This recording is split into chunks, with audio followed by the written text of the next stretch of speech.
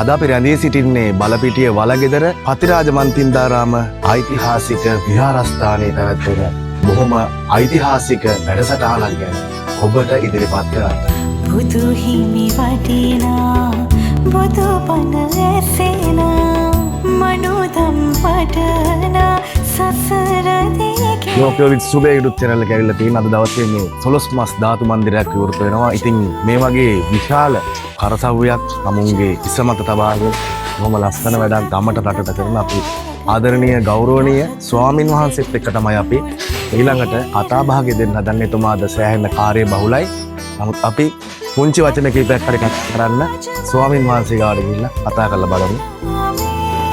අපි සාදු වඳිනෙමි හිමි පාදේ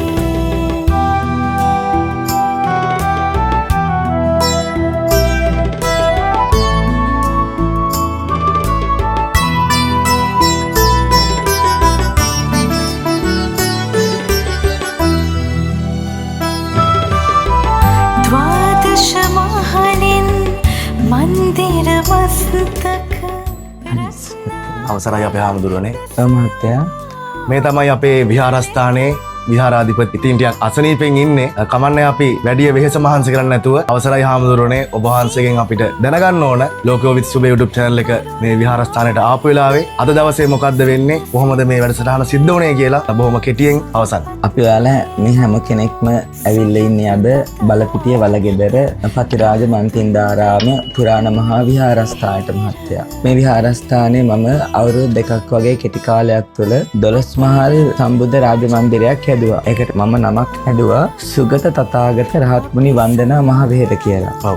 මේක හරි විශේෂයි. විශේෂයි කියලා කියන්නේ මට ඕනේ දකුණු පළාතට ලොකු විශේෂ වැඩක් කරන්න. හේතුව අපි ඔක්කොම දකුණු මිනිස්සු. නමුත් මේක දකුණේ වුණාට සම්බුද්ධ ශාසනයට මහා මෙහෙවරක් කරන්න තමයි මගේ මූලික අරමුණ බවට පත් වෙන්නේ. එහෙමයි. අපි ඉන්න කාලය තුළ අපි අනුරාධපුරේ යනවා, පොළොන්නරුව යනවා, නුවර යනවා, නුවරඑළිය යනවා. මේ හැම පැත්තකටම ගිහිල්ලා අපි වන්දනාමාන කරනවා. ඒ පැත්තෙන් අපි හැම දෙයක්ම බලා කරගෙන එනවා. නුවර පැතිවල අපේ ජනතාවට, ඒ වගේ විදේශික ජනතාවට මේ දකුණු පළාතට ආපුවාම බලන්න පුළුවන් විශේෂ දෙයක් නිර්මාණය කරන්නට ඕන කියලා හිතුවා. ඒ වගේම තමයි අපේ තරුණ දුවදරුවන්ට විවේකව තමන්ගේ මනසට සහනයක් උදා කරගන්න පුළුවන් හොඳ ස්ථානයක් හදන්න ඕන කියන එක තමයි මගේ මූලික අරමුණ බවට පත් වෙන්නේ. අපි හැම කෙනෙක්ම බලන්නේ මනසට යහපත, මනසට සහනයක් උදා කරගන්න. ඒ නිසා මම කල්පනා කරා අපේ තරුණ පිරිසට, වැඩිහිටි පිරිසට ගොඩාක් දුර යන්නේ නැතුව අපේ මේ පන්සලට ආවතින් මේ 12 මහල් මහරහතන් වහන්සේලා වැඩ ඉන්න සුගත තථාගත රහත් මුනි වන්දනා මහවේර පියගැට පෙර නැගගෙන යනකොට මහා රමණීය ලෙස රහතන් වහන්සේලා දර්ශනය වෙමින් උන්වහන්සේලාගේ විස්තර කතා, චරිතවත් කතා දැක ගනිමින් ඉදිරියට ගියාට පස්සේ 12 වෙනි මහලට ගියාට පස්සෙ මේ මුළු පළාතම තමන්ගේ පියවිය හැට දැකලා ගොඩාක් සතුටටපත් වෙන්න පුළුවන් විදිය තැනක් හදන්නට කියලා. ඒක මම අවුරුදු 2ක් වගේ කෙටි කාලයක් තුළ මහත්මයා මේක හදලා ඉවර කරා. ඒකේ උත්සවය තමයි අද දවසේ මේ පන්සලේ තියෙන්නේ. දැන් අපි සතියක් පිරිත් කිව්වා. අද උදේ තමයි පිරිත් අවසන් වුණේ. නමුත් මේ සතියක් පිරිත් කියලා අද තමයි අපේ අවසාන උත්සවයේ තමයි මල් එහෙම ගෙනල්ලා අපි ලෑස්තිලා සිටින උත්සවයට සූදානම් වෙන්න. ඉතින් හාමුදුරනේ බොහොම ස්තුතියි ඔබ වහන්සේ කතා කරනකොටත් මට හැඟෙන දේ තමයි කොච්චර ඔබ වහන්සේගේ ධෛර්යයක් කැපවීමක් තියෙනවද. මොකද කටහඬ මේ තරමට වෙනස් වෙලා තියෙන්නේ. ලොකු සේවයක් කරලා තියෙනවා. ඉතින් ඇත්ත හාමුදුරුවෝ ස්වාමීන් වහන්සේ දේශනා කරා වගේම ඇත්තටම අපේ දකුණු පළාතේ ලොකුවට බලන්න දෙයක් නැහැ. ඇත්තටම නැහැ. ඇත්තටම නැහැ. දැන් මට මේ ඇවිල්ලා මේ ගත කරපු පුංචි හොරාවක් දෙයක් ඇතුළත මට තේරුණා අපි මීට කලින් මේ වගේ තැනකට මේ ආවට කොහෙවත් ගිහිල්ලා නැහැ. හරිම සුන්දර පරිසරයක් වහන්සේ නිර්මාණ කරලා තියෙනවා. ඉතින් මේ හරිම ලස්සනයි.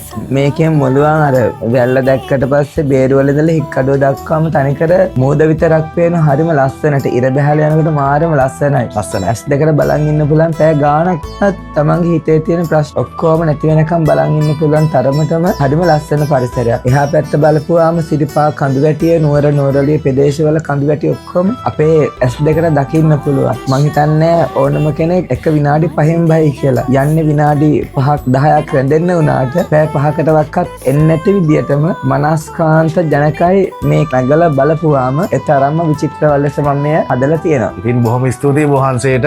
තවත් මේ වගේ දේවල් කරන්න මේ විහාරස්ථානයේ ගොඩනගන්න සම්බුද්ධ ශාසනයේ චිරස්ථිතිය උදෙසා වැඩ කරන්න වහන්සේට දීර්ඝායු ප්‍රාර්ථනා කරනවා. බොහෝ සරණයි මහත්තයා. සරණයි. ඉතින් අපි දැන් රැඳී සිටින්නේ මේ විහාරස්ථානයේ ධාතු මන්දිරේ උඩම කොටසේ. බොහොම ලස්සනයි, පරිසරය බොහොම සුන්දරයි. ඈතින් මුහුද පේනවා, මාදු ගඟ එකින් නොකී ගොඩක් ලස්සන දර්ශන ටිකක් අවට බලා ගන්න පුළුවන්. ස්වාමින් වහන්සේ මාත් එක්ක කතා කළ පරිදිම දකුණු පළාතේ මේ වගේ සුන්දර ස්ථානයක්, මේ වගේ උඩකට ආවට පස්සේ වටේම බලන්න පුළුවන් ස්ථානයක්, මේ වගේ විහාරස්ථානයක් මේ කොහෙවත් නැහැ. ඇත්තට දැන් ඔයාලා මේක දැනගනි. ලෝකියෝ විත් සුබේ YouTube channel එකෙන්, අපේ page එකෙන්, TikTok page එකෙන් මේ වීඩියෝ එක ඔයගොල්ලන්ට බලා ගන්න පුළුවන්. ඉතින් ආදරණීය, ගෞරවනීය, වන්දනීය, පූජනීය බැතිමතුනේ, මේ 12 මහා ධාතු මන්දිරය අද විවෘත වුණා. දැන් විවෘත වෙලා තියෙන ඉතින් එන්න මේ බලපිටිය මේ හරි අලංකාර අපූර්ව විහාරස්ථානයට ඇවිල්ලා බලන්න.